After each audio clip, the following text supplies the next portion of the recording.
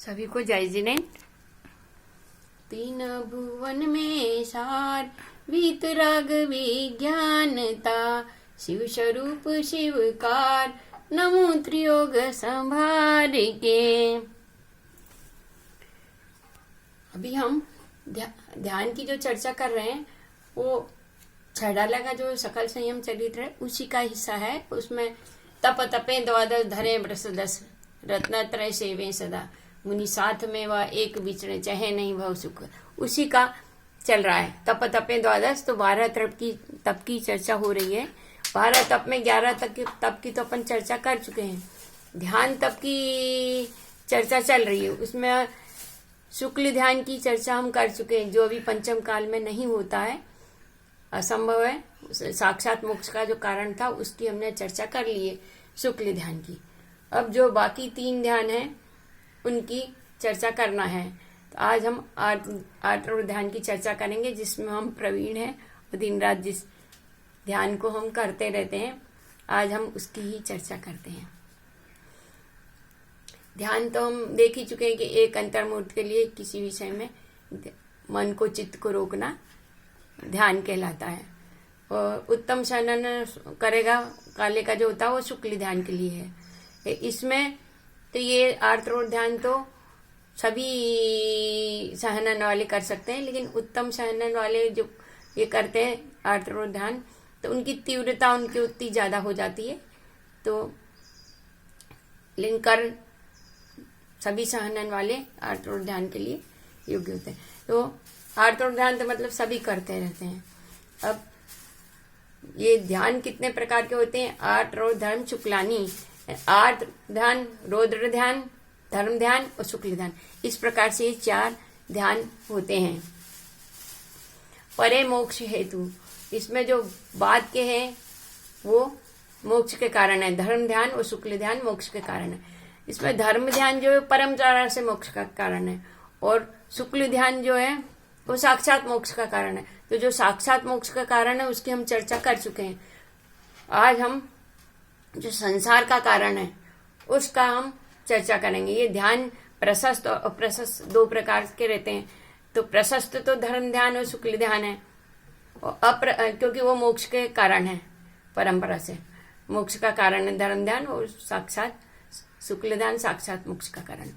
आज हम अप्रशस्त जो ध्यान है, आर्त ध्यान, रौद्र ध्यान, जो संसार के कारण है, जिनके लिए हमें, जिनका फल संसार है, उस ध्यान की हम चर्चा करते हैं। तो पहला आर्त ध्यान, आर्तम अमनोगस्य संप्रयोगे तद्वि प्रयोगाय स्मृति समन्वाहार। आर्तम अमन, आर्त ध्यान क्या? अमनोज्ञ वस्तु का संयोग हो जाना, ये आर्तम अमनोगस्य यानी अनिष्ट संयोगस धर्म ध्यान कहलाएगा। इसमें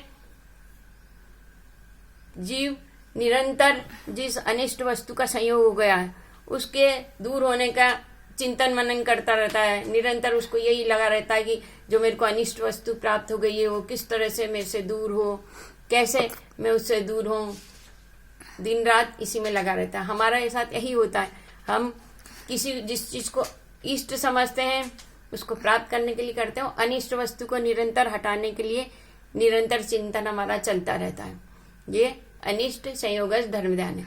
दूसरा है विपरीतम मनोगस्य।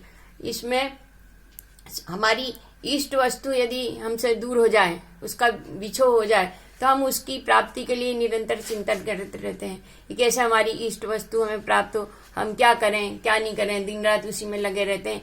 इष्ट वस्तु की प्राप्ति के लिए चिंतन चलता रहता है। तो ये विपरीतम मनोगस्य दूसरा ध्यान है, इष्ट वियोगज।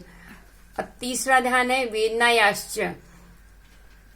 शरीर में पीड़ा होती है, कुछ भी रोग हो जाए या कहीं पे हमारे शरीर में कहीं भी कुछ थोड़ी सी भी हमको तकलीफ होती है, तो हम लोग क्या करते हैं, निरंतर उस पे ही हमारा ध्यान रहता है। शरीर में जहां हमको पीड़ा हो रही होती शरीर की, तो निरंतर हम उसी की चिंता करते रहते हैं कि कैसे ये पीड़ा दूर हो, क्या इलाज करें उसको, कैसे हमारे शरीर स्वस्थ हो रहा है, कैसे हमारे शरीर को हम वो पीड़ा दूर करें। तो ये पीड़ा चिंतन ध्यान होता है।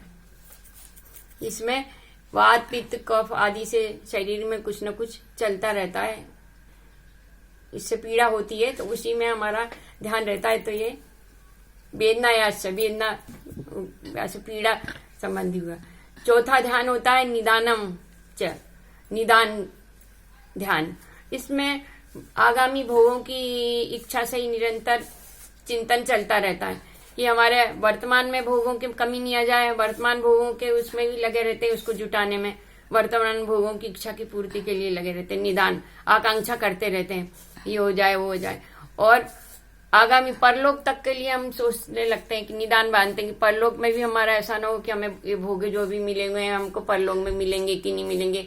वर्तमान कालीन भोगों की तो चिंता में रहते ही, और भविष्यकालीन परलोक के लिए भी हम आकांक्षा करते रहते हैं। तो ये निदान ध्यान हुआ कि इस वक्त के भी भोगों की आकांक्षा करते रहना और परलोक संबंधी उसका भी चिंतन करते रहना, ध्यान करना कि हमको परलोक में क्या भोगों की सुविधा होगी नहीं होगी, क्या होगा। तो ये निदान है, कोई भी प्रकार का निदान बांधना परलोक के लिए भी निदान धर्म ध्यान, अर्थ ध्यान है। ये अर्थ ध्यान के 4 भेद हुए। अब इन चारों ये 4 ध्यान जो है दुख रूप है इसका, इसमें दुखी होता है। तद विरत देश विरत प्रमत्त संयतनाम, ये अर्थ ध्यान जो होता है अविरत देश विरत और प्रमत्त संयत को होता है। मतलब पहले गुणस्थान से लेके 6ठे गुणस्थान तक होता है। मिथ्या दृष्टि को भी होता है 3रे गुणस्थान तक, चौथा सम्यक दृष्टि को भी, अविरत सम्यक दृष्टि को भी होता है, और देश विरत को भी होता है, और 6ठे गुणस्थान प्रमत्त। लेकिन हमारे अर्थ ध्यान में और मुनियों के अर्थ ध्यान में भेद है। हम लोग भोगों के लिए अर्थ ध्यान करते हैं, भोगों संबंधी। इसलिए हमारे अर्थ ध्यान में मुनियों को यदि अर्थ ध्यान होता है तो वो किसी गुरु का, आचार्य का वियोग हो जाए, ऐसे उनके शुभ होता है, उनको प्रशस्ति होता है। ऐसा नहीं, उनको अर्थ ध्यान में भी उनको पीड़ा संबंधी, शरीर पीड़ा संबंधी भी कर सकते हैं, लेकिन हमारे अर्थ ध्यान में उनके अर्थ ध्यान में अंतर होता है। वो अपने शरीर की पीड़ा के लिए उतने चिंतित नहीं होते, नहीं उसके इलाज के प्रति उनको ऐसी चिंता होती है, ना वो कहते हैं कि हमारा इलाज कराओ या हमको शरीर में यहाँ पीड़ा हो रही है, बताते भी नहीं है मुनि लोग। और वो शरीर की पीड़ा के प्रति उनका ध्यान नहीं रहता। उनका अर्थ ध्यान जो थोड़ा सा इष्ट वियोग ऐसा ही हो जाए, किसी आचार्य का, संघ के किसी साधु का वियोग हो जाए, ऐसा उनको अर्थ ध्यान होता है। और निदान बंद तो उनको, निदान वाला अर्थ ध्यान तो वो करते ही नहीं है मुनि महाराज। निदान जो आगामी भोगों या वर्तमान में भी वो भोगों का उनका कुछ है ही नहीं, तो क्या करेंगे। ना भोगों की इच्छा रखते हैं, ना आगामी भोगों की इच्छा रहती है कि हम स्वर्ग जाएं, ये हो, क्योंकि उनको तो उनका लक्ष्य मोक्ष की प्राप्ति होता है। तो भोगों के, ना वर्तमान के भोगों के प्रति उनको ध्यान रहता है, ना भविष्य। वो कहा ना उसमें सांसारिक सुखों की आकांक्षा नहीं रखते महाराज, तो उनको अर्थ ध्यान कहा गया है। लेकिन वो अर्थ ध्यान उनका ऐसा ही होता है कि जैसे कभी कोई का वियोग हो गया गुरु का या आचार्य का, इस तरह से उनके अर्थ ध्यान में और हमारे अर्थ ध्यान में अंतर होता है। तो इसलिए तद विरत देश विरत प्रमत्त संयतनाम, प्रमत्त 6ठे गुणस्थान वाले मुनियों को कभी कभी कुछ पीड़ा चिंतन हो सकता है, पीड़ा चिंतन या इष्ट वियोगज अनिष्ट संयोगज हो सकता है। अब दूसरा ध्यान है रौद्र ध्यान। हिंसा अनर्थ इससे विषय संरक्षण रौद्रम विरत देश विरतियो। इसमें क्या होता है, अर्थ ध्यान में तो हम दुखी होते हैं, लेकिन रौद्र ध्यान जो होता है उसमें पाप का करके हम खुश होते हैं। ये रौद्र ध्यान है, ये और खराब है। दुख तो ठीक है कि किसी वस्तु से अपन हो जाए तो, लेकिन ये रौद्र ध्यान जो हमारा चलता रहता है कि हम हिंसा, ये 4 प्रकार के होते हैं रौद्र ध्यान। हिंसानंदी, मरसानंदी, चौर्यानंदी और परिग्रहानंदी। हिंसा करके खुश होना, जैसे किसी का दिल दुखा दिया, किसी को, यानी द्रव्य हिंसा ही जरूरी नहीं है कि किसी जीव की हिंसा करके खुश होना। हम ऐसे भी किसी का दिल दुखा, किसी को कुछ कह के या किसी भी तरह की हिंसा करके और फिर आनंद मनाते हैं कि अच्छा मैंने कह दिया, अच्छा उसको उसका दिल दुखा दिया, अच्छा कह दिया, तो ये हिंसा नंदी रौद्र ध्यान हो जाएगा। एक तो अपन किसी जीव की हिंसा करके करें या भावों से किसी की हिंसा कर दी तो भी हिंसा नंदी रौद्र ध्यान है। दूसरा है मृषानंदी, झूठ बोल के अपन ने व्यर्थ भी झूठ बोलते हैं बहुत से कि झूठ बोल के खुश होते हैं कि अच्छा मैंने उसको बेवकूफ बनाया, मैंने बहुत झूठ बोला उसको, ऐसा मैंने तो उसको उल्लू बना दिया कपट करके। और तीसरा होता है चोर्यानंदी।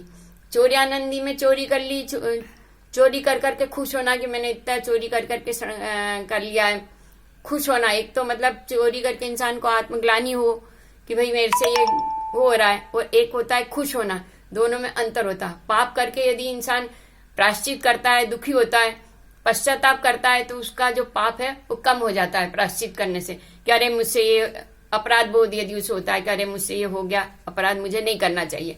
तो रौद्रानंदी, ये हिंसानंदी, रसानंदी और चौर्यानंदी उसका ध्यान नहीं करता है वो, और जो वैसे परिणाम करता है खुश होता है इसमें, तो उसको हिंसानंदी, रसानंदी, चौर्यानंदी होता है। चौथा ध्यान है इसमें विषय संरक्षण, मतलब परिग्रह का संचय करके आनंद मनाना, परिग्रहानंदी रौद्र ध्यान। विषय भोगों के सामग्री को संचय करके बहुत खुश होता है कि मैंने इतना सामग्री इकट्ठी कर ली, अब मैं इतना ऊंचा हो गया, अब मैं और भोगों की सामग्री इकट्ठी करूंगा, और ऐसा मतलब निरंतर अपने भोगों की सामग्री देख देख के खुश होता रहता है। तो ये उसका परिग्रहानंदी आनंद होता है। इस प्रकार ये 4 ध्यान हो गए, हिंसानंदी, रसानंदी, चौर्यानंदी और परिग्रहानंदी, ये रौद्र ध्यान हो गए। तो हम निरंतर आर्त ध्यान और रौद्र ध्यान करते रहते हैं। मुनि लोग जो इसमें ये किसी के अविरत को और देशव्रत यहाँ तक होता है, मुनियों को ये ध्यान नहीं होता, क्योंकि मुनियों के पास ना कोई हिंसा करते हैं, वो न झूठ बोलते हैं, न चोरी करते हैं, न ही उनके पास कोई परिग्रह रहता है विषय भोग, इसलिए मुनियों को ये रौद्र ध्यान नहीं होता। आर्त ध्यान में भी निदान नहीं होता है। इस तरह से हमने आर्त रौद्र ध्यान की चर्चा की। अब हम अगले समय में धर्म ध्यान की चर्चा करेंगे। समय हो रहा है, ठीक है, जय जिनेंद्र।